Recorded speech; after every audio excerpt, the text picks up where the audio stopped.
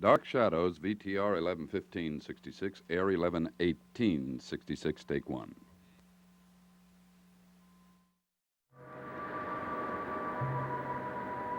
My name is Victoria Winters. Ever since I arrived at Collinwood, this gloomy old mansion on the crest of Widow's Hill has held nameless fears for me. Most of it stemming from the time I saw a dead man washed up at the foot of the cliff. A case that has been declared an accident, but still has not been marked closed by the sheriff.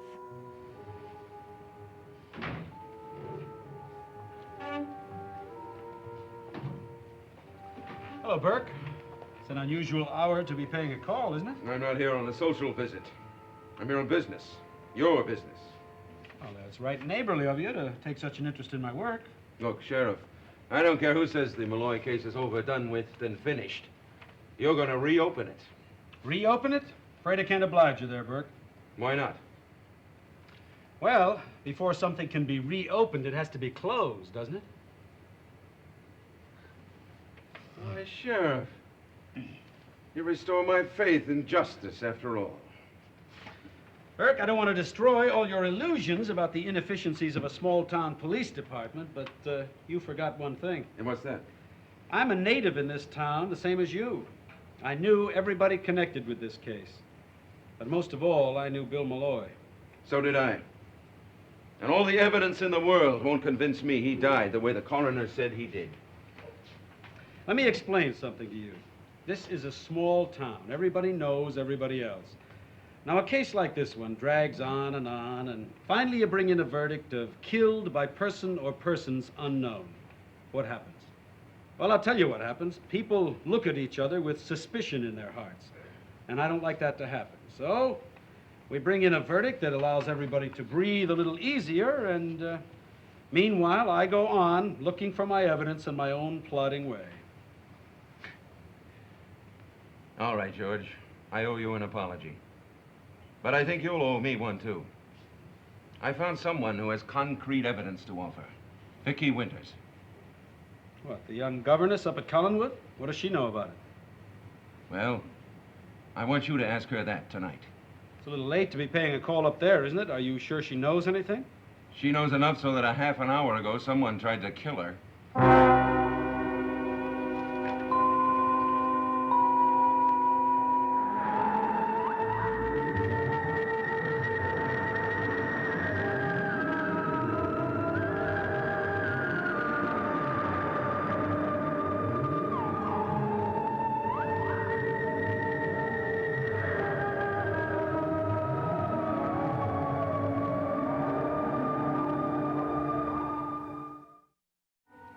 You say that someone tried to kill Miss Winters?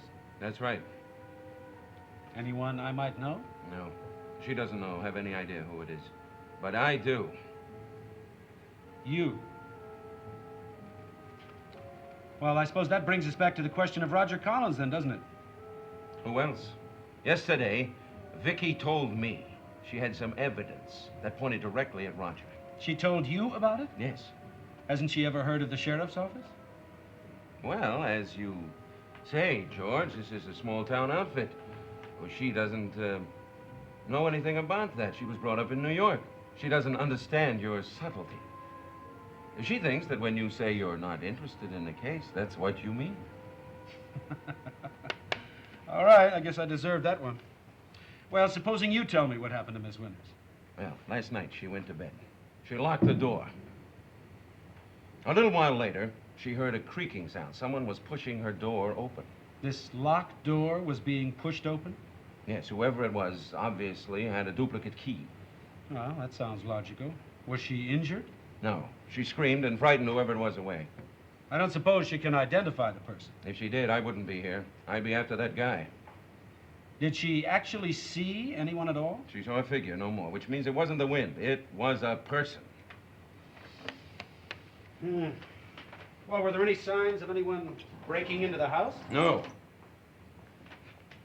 Couldn't have been the kid, could it? No, the figure she saw was tall. Taller than David, Carolyn, even Mrs. Stoddard. Which pinpoints it pretty clearly on Roger Collins again, doesn't it? Can you think of anyone else? No, I can't. Not right off, anyway.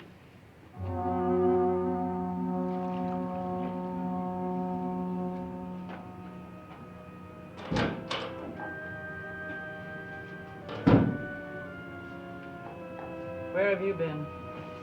Oh, it's a long time since you've waited up for me, Liz. That doesn't answer my question. I took a drive up the coast. No particular destination. Where were you about half an hour ago?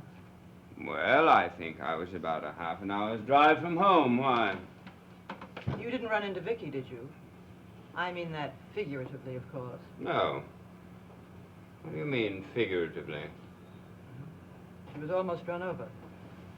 She was walking home from Collinwood and was almost killed. Is she all right? She was hysterical. I gave her a sedative and sent her to bed.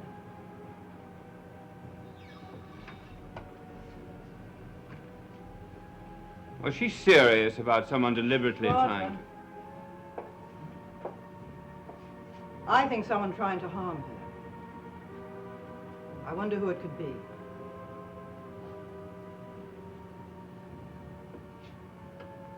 I wonder where Sam Evans was this evening.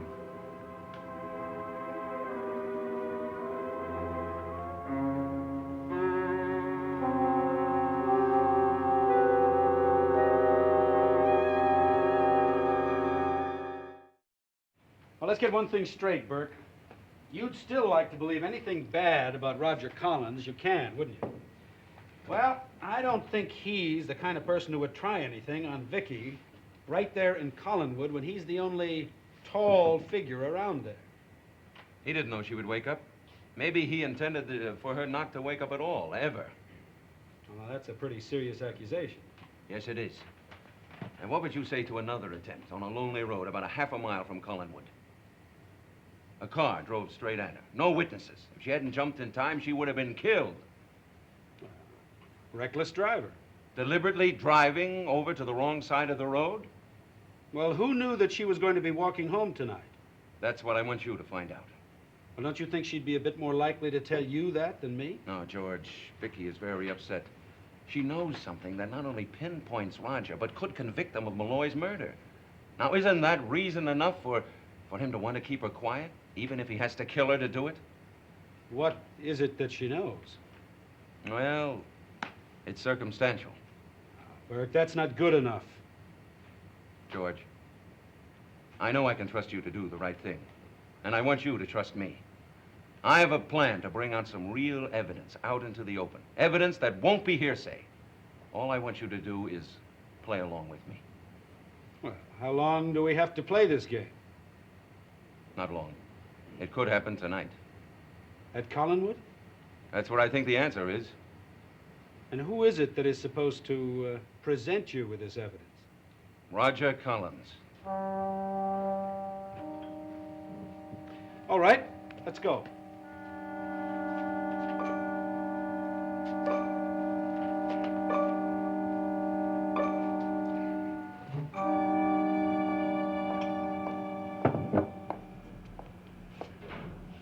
Why did you ask about Sam Evans?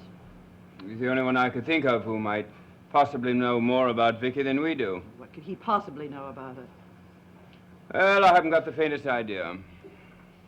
Don't you think it a little odd that he made a present of a portrait that he worked on years ago? It bears a striking resemblance to her. There may be a superficial likeness, nothing more. What I'm trying to say is, whoever it is trying to scare her or do away with her has some connection with her past. If you're thinking of Sam Evans, your theory is wrong. It isn't even a theory, Liz. It's simply idle speculation. Sam Evans couldn't be the one who tried to get into her room last night. Well, I suppose not. Still, we have absolutely no tangible proof that anyone did try. I have her word for it. That's proof enough for me. Yes, but there wasn't a sign of anyone in the hallway, and the door to the closed-off section of the house was locked. There's one other possibility. What's that? When the ghost of Bill Malloy appeared to Vicky, that door was locked also. That was nothing more than a hallucination, and you know it. That seaweed we found on the floor wasn't any hallucination. We both saw it.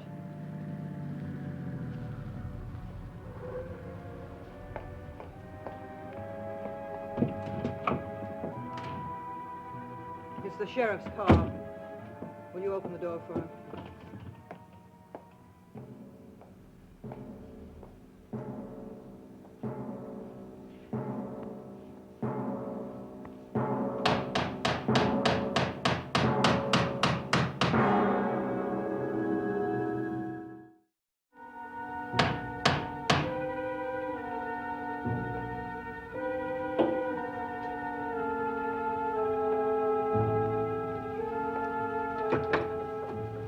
Well, the good Sheriff of Nottingham, to what do we owe this...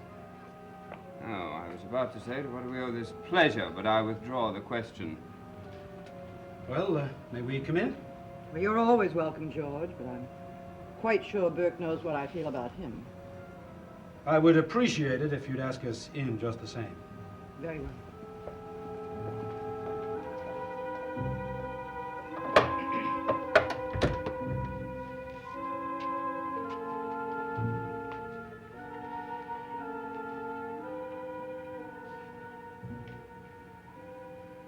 Well, can I offer you a drink, George, or are you on official duty?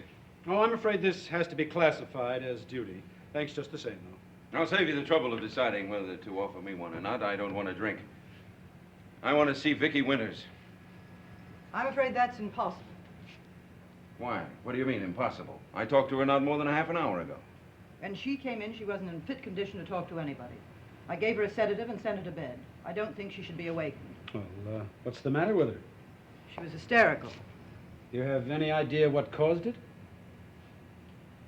She said she was almost run over by a careless driver. She told me on the phone someone tried to kill her. Nonsense. Is it also nonsense that someone tried to break into her locked bedroom last night? Well, that did happen, didn't it? I don't know whether it did or not. She could have dreamed the whole thing. Was Miss Winters in the habit of having bad dreams like that? She's normally a perfectly well-adjusted girl. Sheriff, do you believe in ghosts? No, I can't say that I do. Miss Winters does. Miss Winters believes in a great deal of things that most normal people don't. She hears things that a lot of other people don't hear. She sees things that other people don't see. What about the pen she found? The pen? What pen? Listen carefully. I'm glad you're here, Mrs. Stoddard. I'll only have to say it once. I gave Carolyn a silver filigreed fountain pen. Roger objected to her receiving a gift from me, took it away from her. Was going to give it back to me. He had it in his pocket. He said he drove from here that night to the meeting between Bill Malloy, Sam Evans, and myself. Somewhere along the way, he lost it. Vicky found it. At the exact spot where Bill Malloy was killed. Roger, is that true? Part of it is true. I took the pen back from Carolyn to return to Burke, and I lost it. But I have no idea where I lost it, and I have no idea who found it. Vicky found it, and you know it. Yes, but someone else might have found it before Vicky and then lost it again. Who? Who lost it at Lookout Point? The obvious person would be Bill Malloy. He could have found it here at the house, carried it with him home, and then lost it when he slipped and fell to his death. That is a possibility. It is also a possibility that Roger lost the pen at Lookout Point. And then he killed Bill Malloy to keep him from going to that meeting. Burke, I won't tolerate this in my house. You'll have to tolerate it, Mrs. Stoddard, unless you'd like to come down to the sheriff's office. Is that what you intend to do, George? Take me to the office and question me? No, Mrs. Stoddard, it isn't. That wasn't what I had in mind at all. Do you deny that you told Vicky you lost the pen there? That you made up some fantastic story about meeting Bill Malloy and then discovering his body there? Do you deny that then you went on to the meeting and let us think that you knew nothing of Bill Malloy's death? Is that what she told you? Roger, is that true? Is that what you told Vicky? Poor Miss Winters. Her delusion seemed to grow more and more outrageous. Of course I denied it. I said no such thing. It would be tantamount to admitting complicity in Malloy's death. Well, it doesn't sound too good, I'll say that. I believe we have something in one of our statutes about an accessory after the fact. That's the story you told Vicky to keep her quiet about the pen, but that's not what really happened, is it? Of course it isn't. Nothing of the sort happened, except in the girl's imagination. You're right. Malloy wasn't dead when you got there. He wasn't dead until after you left him there. George, there isn't one shred of truth in anything he's saying, and you know it as well as I do. Now, either order him out of this house or take him with you when you go right now. Mrs. Stoddard, I had to come up here to find out about Miss Winters. Sheriff, may I have a look at the pen? At least I'd like to make sure that we are talking about the same pen. You knew that was a safe question, since you stole it from Vicky. I did? Oh, I was under the impression that ghost or unseen widows took it. Is that what Miss Winters thinks? I told you the poor girl thinks extremely odd things. It's quite possible that I lost a pen, and it's quite possible that Vicky found one. But how do we know that it's one and the same? I suggest that Mr. Devlin produces a pen that both Vicky and Carolyn can identify. Then you think we'd have something to talk about, is that it? Isn't that a reasonable request? I suppose so. Very well, then, Burke. When you find the pen, you can bring it here. But you can't come before. You certainly do make things simpler for me, Mrs. Stoddard.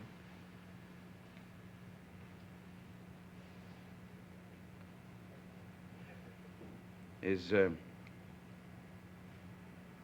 this the pen?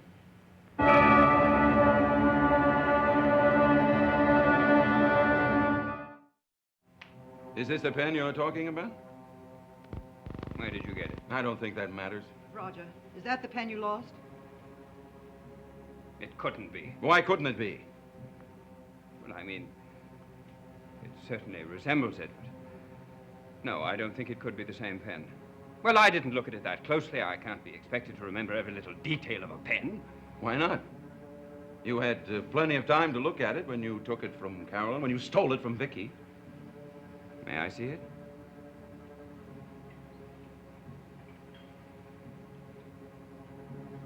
No. No, I don't think this is the pen at all. It's true, the resemblance was merely superficial. May I have the pen back, please? I'm sure Carolyn's memory will be better than yours. I know Vicky's will. You're not going to disturb either one of them now.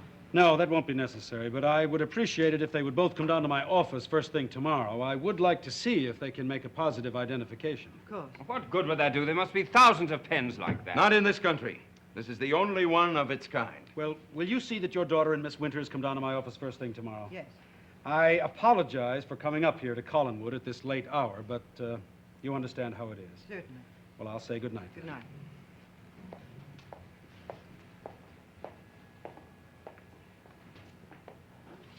Good night. Pleasant dreams, Roger.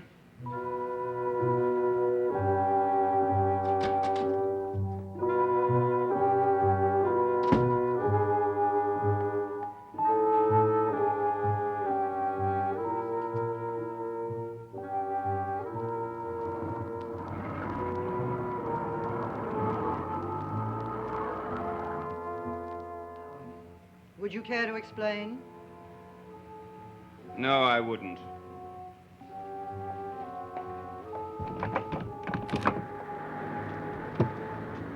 Why didn't you tell me about the fountain pen? There was nothing to tell, Liz. Didn't want Carolyn accepting gifts from Burke, and I told her so.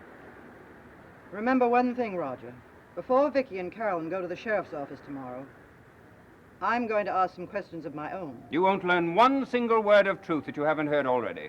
Carolyn won't lie to me. Of course not. And I'm sure that Vicky wouldn't lie intentionally. It's just that she's built up this whole thing in her mind beyond all recognizable proportion. The sheriff seems to attach a great deal of importance to it. Oh, for heaven's sake, leave me alone. I have to think. You don't have to think up any more lies. I want the truth. Well, they've gone. They'll come back. You can't keep avoiding the issue. I'm not avoiding anything, Liz. It's something I have to do right away. Roger?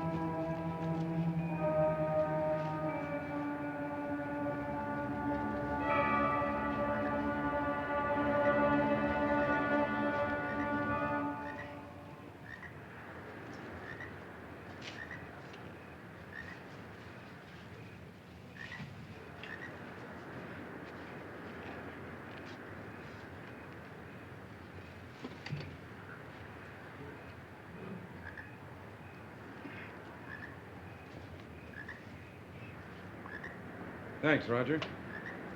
You've saved us a good deal of trouble. Well, how's that for concrete evidence?